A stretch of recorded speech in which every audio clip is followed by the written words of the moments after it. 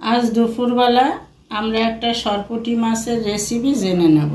লবণ হলুদ দিয়ে মাছগুলিকে সাকা তেলে ভেজে নিয়েছি। রেসিপিটি করার জন্য 1 চামচ জিরা, 1 চামচ সরিষা, 1 চামচ লবণ, 1 চামচ হলুদ, 5টা কাঁচা লঙ্কা নিয়েছি পেস্ট করার জন্য। মশলাটাকে মিক্সিতে পেস্ট করে নিয়ে আসি। বাটিতে ভাপানোর জন্য মশলাটা এখন মাছগুলির উপরে দিয়ে দেবো। মাছটাকে হালকা করে কষিয়ে নিতে হবে যাতে মাছটা ভেঙে না যায়। এখন অল্প পরিমাণ সরষের তেল দিয়ে মাছটিকে মাখিয়ে নেব।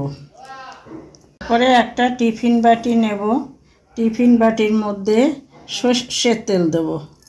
এখন এই মাছগুলিকে তেলের মধ্যে বসিয়ে দেব, দিয়ে এই মশলাটাকে ঢেলে দেব। হওয়ার জন্য সামান্য পরিমাণ জল দিয়ে দেবো এরপরে। এখন একটি কড়াইতে কিছুটা পরিমাণ জল দিয়েছি বাটিটা বসানোর জন্য।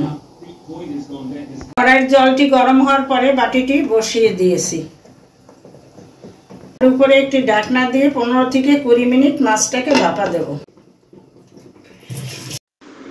20 মিনিট পরে আমাদের সরপুঁটি ভাপা রেডি হয়ে গেছে। গরম ভাতের সঙ্গে এটা খেয়ে দেখুন, ভালো লাগবে।